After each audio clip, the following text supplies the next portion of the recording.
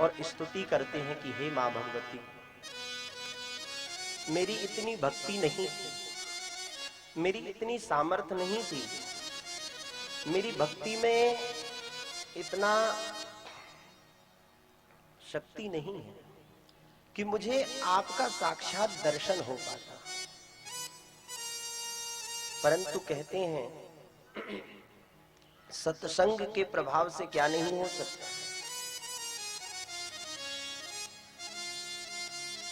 संगति से क्या प्राप्त नहीं हो सकता। आज मैंने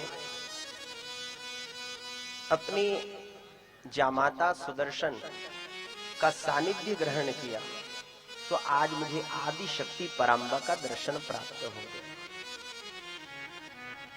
सत्संगति कथा महो न करो तु कामं, प्रसंगिकामि विहिता खलु चेतसो धि। आज मेरा अंतःकरण, आज मेरा चित्त, आज मेरा मन एकदम निर्मल हो गया है। बोले जामातुरस्य विहितेन समागमेन प्राप्तं मया बुधमिदं तव दर्शनं वै। आपका मुझे दर्शन प्राप्त हुआ।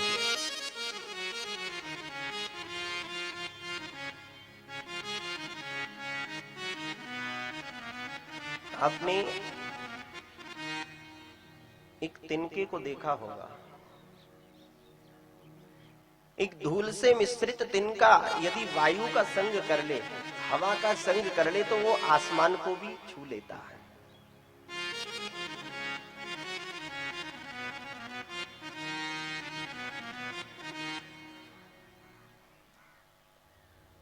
और वही आकाश मार्ग से जल की वृष्टि होती, जल की बूंदें यदि पृथ्वी पर गिर जाए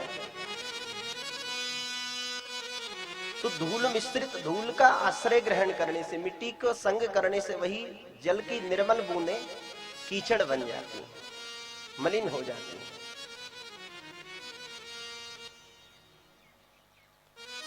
गगन चढ़ई रज पवन प्रसंगा, उस पवन के, उस वायु के संग करने से एक रज भी आकाश को स्पर्श करने लगे।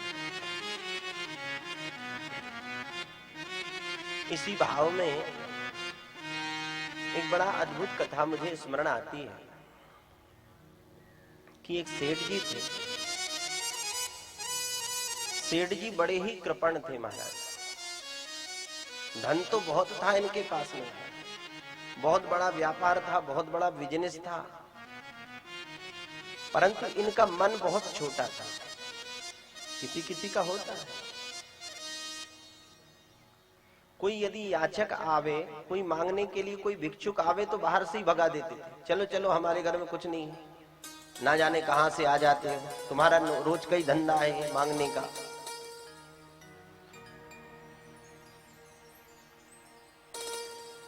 उनका एक बेटा था, उसका विवाह एक कुलीन कन्या के साथ में हुआ। अच्छे परिवार की बेटी थी, धार्मिक प्रवृत्ति थी, अपने पिता के घर में ही ऐसे संस्कार उसे मिले थे, दान करना, पुण्य करना, याज्ञादि कर्म करना, याचकों को दान देना। और ध्यान देना, ये जो याचक आते हैं, ये जो भिक्षुक आते हैं, ये भीख मांगने नहीं आते।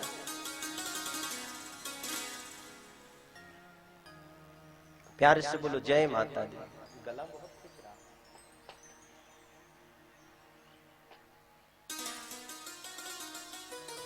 याचक मांगने के लिए नहीं आते,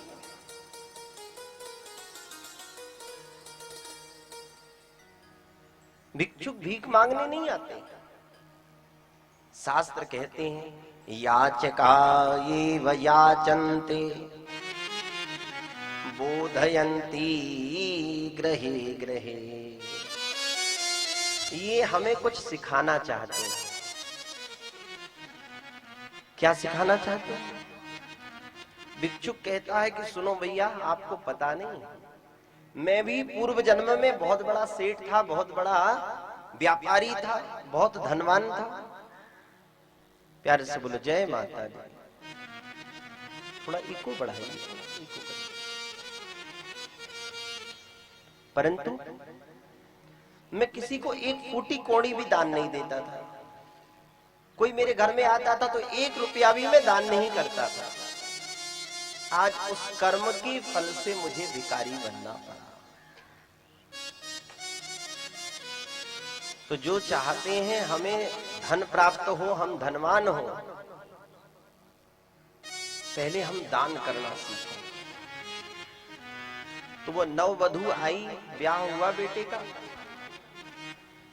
तो राजा के घर में एक संत आए, उस सेठ जी के घर में,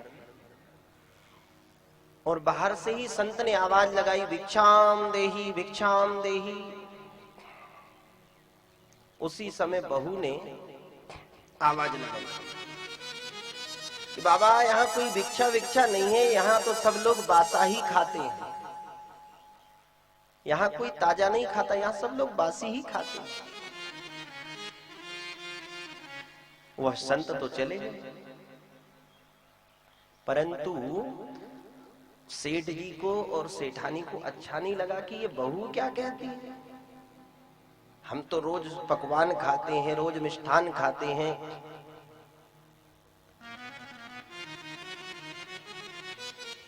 रोज अच्छा अच्छा भोजन बना करके पाते हैं, और ये हमारी बहू कहती है कि यहाँ सब लोग बासा ही खाते हैं, बासी ही खाते हैं। सेठ जी को अच्छा नहीं लगा। बहू से पूछ लिया, बेटी तुमने अभी अभी कहा कि यहाँ हमारे घर में सब लोग बासा ही खाते हैं, इसका अर्थ हम समझ नहीं पाए, क्या तुम बता सकती हो? बहू मुस्कुराई और कहने लगी, पिताजी बात ये है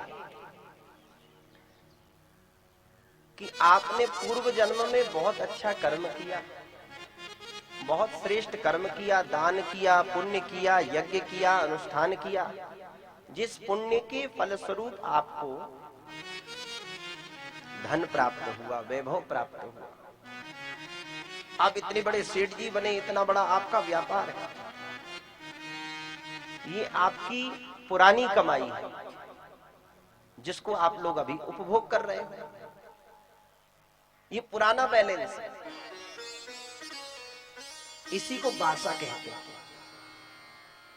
यानी प्रारब्ध का फल जो हमें मिल रहा है वर्तमान समय में, इसी को बासा कहते हैं। तो बोले अभी तो तुम कुछ करते नहीं हो, कोई याचक आता है तो उसे बाहर से ही भगा देते हो, कोई अच्छा कर्म तुम करते नहीं हो, इसलिए मैंने यही कहा कि हम सब लोग बासा ही खाते हैं, ताजा हमारे घर में कुछ है ही। सेठ जी को बात समझ में आ गई। सेठ जी ने कहा, अपने नौकरों को आदेश दिया कि भाई अमुक कोटी में जो दान रखा हुआ है, अनाज रखा हुआ है, वह गरीबों के लिए, याचकों के लिए खुलवा दिया जाए। परंतु महाराज उसमें भी जो अनाज रखा था, जो चावल आदि रखा था, गेहूं आदि जो अन्न था, वो एकदम गुना हुआ, जो किसी काम का नहीं था, वह दान के लिए। कई लोगों की ऐसी आदत ही होती है महाराज,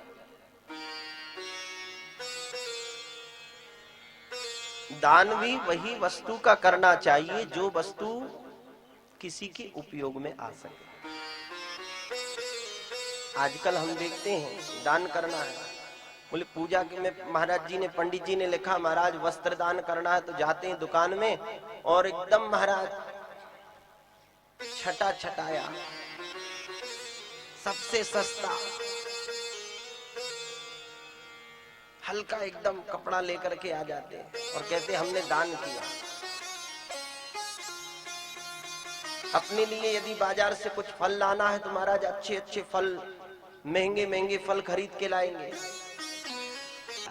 उनकी जो सेठ जी की बहू थी, जो आटा, जो चावल, जिस आटे को दान में दिया जाता था, उसी आटे की रोटियां बना दी महाराज, एकदम काली काली, और सेठ जी के सामने थाली परोसा गया। जैसी थाली सामने आई तो सेठ जी को लगा कोई नया पकवान होगा, कोई नया व्यंजन, कोई नया स्वादिष्ट पदार्थ मेरी बहू ने बनाया होगा। जैसे ही मुख में महाराज एक निवाला डाला तो एकदम मुख बिगड़ गया, एकदम कड़वा।